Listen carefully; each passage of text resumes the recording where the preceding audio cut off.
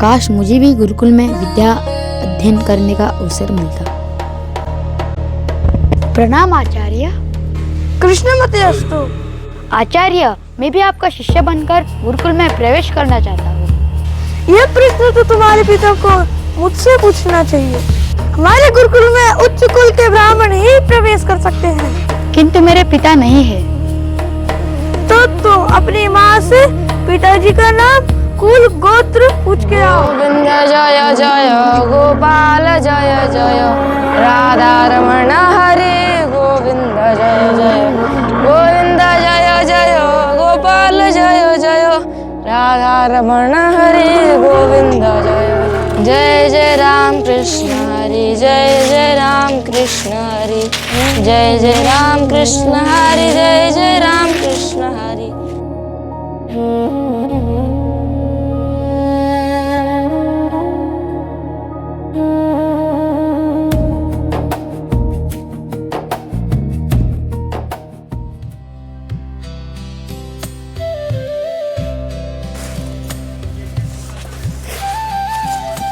माँ, आपको पता है आज मुझे गौतम ऋषि से बात करने का अवसर मिला। अच्छा, ये तो बहुत खुशी की बात है। जानती हो, मैं उनको देखते ही उनके चरणों में गिर पड़ा। तो अवश्य ही उन्होंने तुम्हें आशीर्वाद दिया होगा। उन्होंने मुझे कहा, कृष्ण मतिरस्तु। बड़ा भाग्यशाली है रे तू। मैंने उनसे मुझे अपना शिष्य बनाने का निवेदन किया। तो क्या कहा ऋषिवर ने? उन्होंने कहा उनके गुरुकुल में केवल ब्राह्मणों को लिया जा सकता है। उन्होंने मुझे आपसे मेरे पिता का नाम, कुल और गोत्र पूछने को कहा है। अच्छा, तो ये बात है। हे सत्यकाम, तुम जाकर गौतम ऋषि से कह दो मैं सत्यकाम हूँ और मेरी माता का नाम जाबाल है।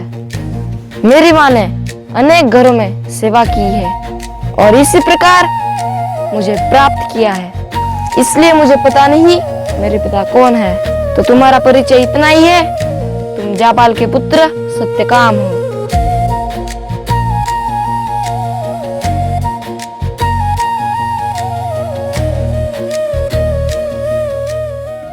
प्रणाम गुरुदेव। आयुष्मान बाबा पुत्र। तो तुम्हारी माँ ने क्या उत्तर दिया तुम्हें? हे आचार्य, मेरी माँ ने मुझे कहा है मैं जाबाल का पुत्र सत्यकाम हूँ। उन्होंने अनेक घरों में सेवा करते हुए मुझे प्राप्त किया है, इसलिए मैं नहीं जानता मेरे पिता कौन है। मैं तो बस जाबाल का पुत्र सत्यकाम हूँ। सत्य ही सत्य को जन्म दे सकता है। सत्य ही ब्रह्म है। जो ब्रह्म को जानता है वही ब्राह्मण है। इसलिए तुम एक सच्चे ब्राह्मण हो, क्योंकि तुम सत्य बोलने से डरते नहीं। तो तुम इसलिए जाओ, अयज्ञ की संविदा लेके आओ। मैं तुम्हें अभी दीक्षा देता हूँ। गौतम ऋषि ने सत्यकाम का उपनयन संस्कार किया और उसे 400 दुर्बल गायों की सेवा का दायित्व दिया।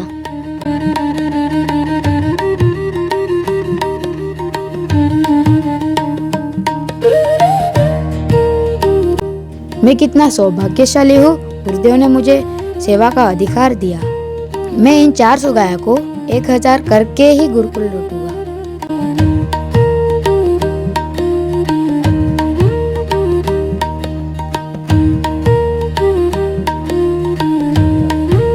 एक दिन एक बैल ने सत्यकाम को बुलाकर ऐसा कहा, हे सौम्य, हमारे 1000 गायों की संख्या पूर्ण हो चुकी है।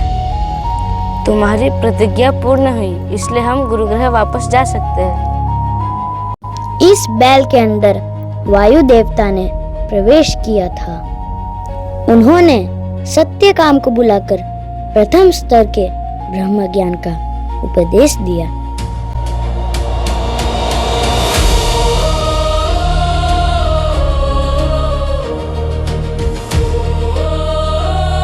दूसरे दिन संध्या के समय अग्निदेव ने सत्यकाम को बुलाकर द्वितीय स्तर के ब्रह्म ज्ञान का उपदेश दिया।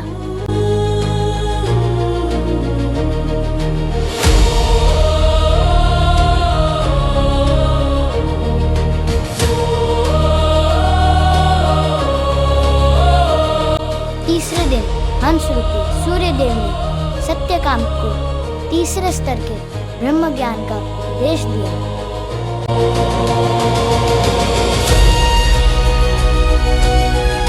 चौथे दिन प्राण देवता ने मदंड नामक जलचर पक्षी का रूप धारण करके सत्यकाम को चौथे स्तर के ब्रह्म ज्ञान का उपदेश दिया।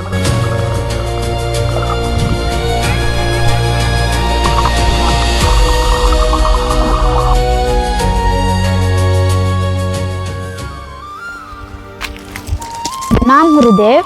आयुष्मान भव पुत्र।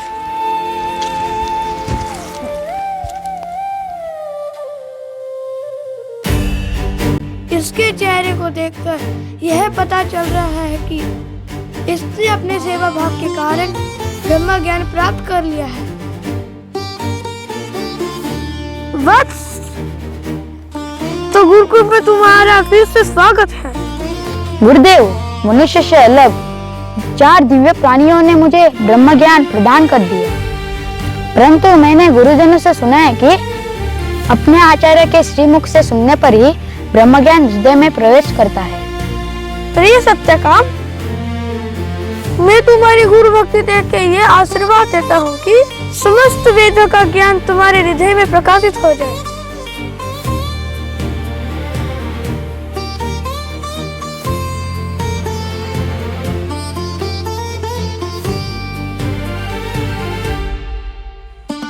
सत्यकाम की इस कहानी से हमें यह शिक्षा मिलती है कि सरल एवं निष्कपट व्यक्ति को ही ब्राह्मण कहा जा सकता है। इसलिए केवल ब्राह्मण का पुत्र ब्राह्मण हो सकता है ऐसा नहीं है।